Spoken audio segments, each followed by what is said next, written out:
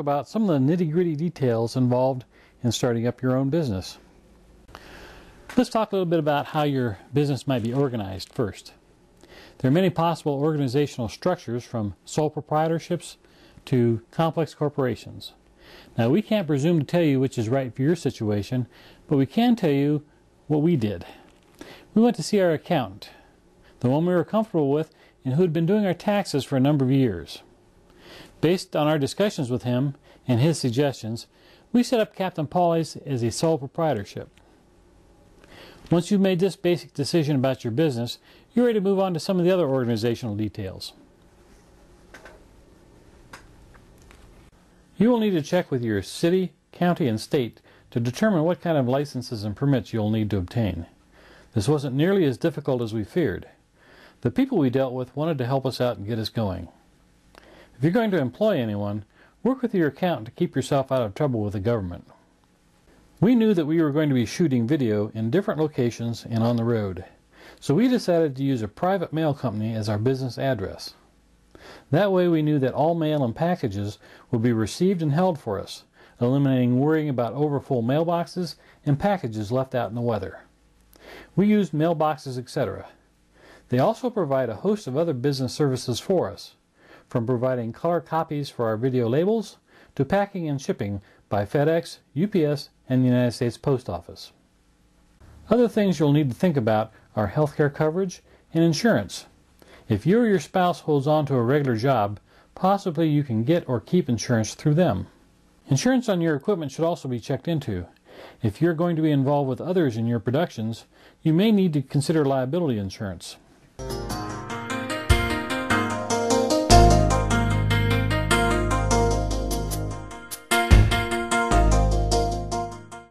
On to space considerations. This video is about starting up on the cheap. Fancy offices and expensive rental spaces are not needed. We started up in the loft of our leased condo. In fact, we're still there. It's a little bit cramped, but the price is sure right. Consider and then reconsider renting any space.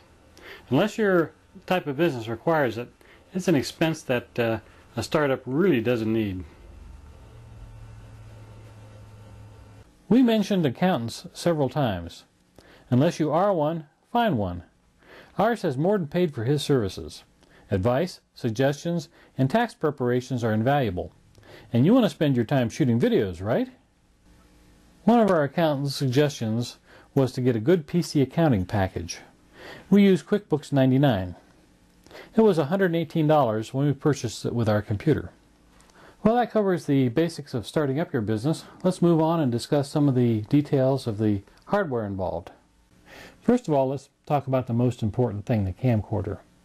The one piece of equipment that makes low-cost video production a practical reality is the digital camcorder. First of all, digital video is superior quality, 500 lines of resolution as opposed to the standard 240 lines or so on a standard VHS camera. Being digital, the audio sound quality is also excellent. Secondly, because this is all digital, the quality will remain there from generation to generation or copy to copy. When copying VHS, after about 4 generations, your tape quality is going to be so poor that it's going to be almost unplayable. Thirdly, because this is all digital, makes it very easy to import into a PC and use some of the new nonlinear editing tools that are available now. Well, let's get into some of the details. For comparison purposes, we have a VHS cassette good for 120 minutes of recording, a VHS-C cassette good for 30 minutes, and a mini DV digital videotape good for 60 minutes. There are many grades of digital camcorders, from consumer to prosumer to professional. In addition to the features a camera has, the primary difference is in the number of chips. The chip is what reads the light and converts it into digital signals to be recorded on the videotape. Consumer-level cameras have one chip to record all primary colors. Higher-level cameras have 3 chips. As you can expect, the prices vary with the level, number of chips, and the features a camcorder has. You can get an entry-level digital camcorder for less than $800. A high-end prosumer 3-chip camera will cost upwards of $5,000. Professional level cameras are $15,000 and up, well beyond the scope of this video. We chose a camera a step or two above an entry-level camera. It was a single-chip JVC GR DVL 9500. The important features were good resolution for picture quality, a FireWire port, and the ability to accept additional lenses or filters. The FireWire port is a high-speed cable connection that allows you to import digital video into your PC. On your PC you can do your editing and produce your final product, and then export it back out to your camcorder and capture it on videotape. The camcorder came with a dual-station battery charger, which allows us to charge up to 2 batteries at the same time. It also included an AC adapter which plugs into the side of the battery charger and allows us to run a camcorder on AC power. The battery is lithium-ion and is good for approximately 60 minutes. However, if you use your LCD screen instead of your viewfinder a lot, you'll find yourself running out of battery power long before you run out of tape. For that reason, we added a couple extra batteries early on. Let me show you a tip we use to make sure we don't confuse our charged and our discharged batteries. As soon as they come off the charger, we slip them into a plastic bag and seal it up. That way you know if it's in the bag, it's charged. If it's not in the bag, it's discharged. That way you'll never put a discharged battery back into your camcorder and miss a critical shot. We did a lot of comparison shopping on the internet, asking for advice and gathering information. We finally bought our camera from an online dealer at a significant discount. As we became more experienced using our camera and with videography in general, we added a lens and several filters to our equipment bag. The lens itself is a wide-angle one, which is very useful shooting below decks in the tight quarters aboard our boat. We added a neutral density filter for the wide-angle lens and a neutral density filter for the camera itself. These neutral density filters work very well in evening out the contrast across a brightly lit shot.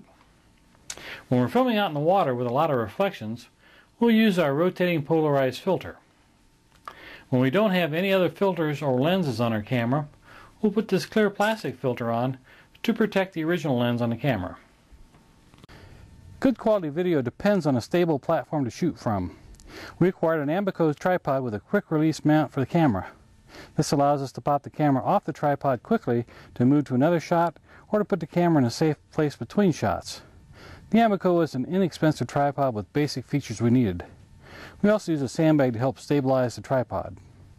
As we can afford it, we will be moving up to a more expensive but smoother operating and more stable tripod.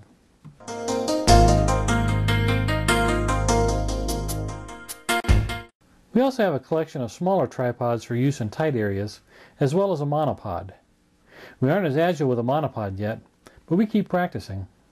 Along with a tripod, microphones are another necessity. Good sound quality is what will make your videos stand out from the others.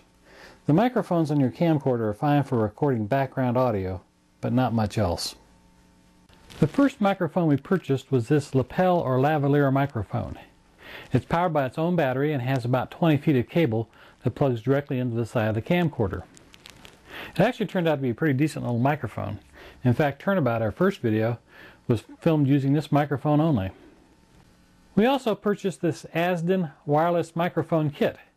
It came with a receiver, transmitter, a handheld microphone, and a lapel microphone. We initially had some volume problems using the lapel microphone, so we switched to a different lapel microphone powered by its own battery. Now it works great.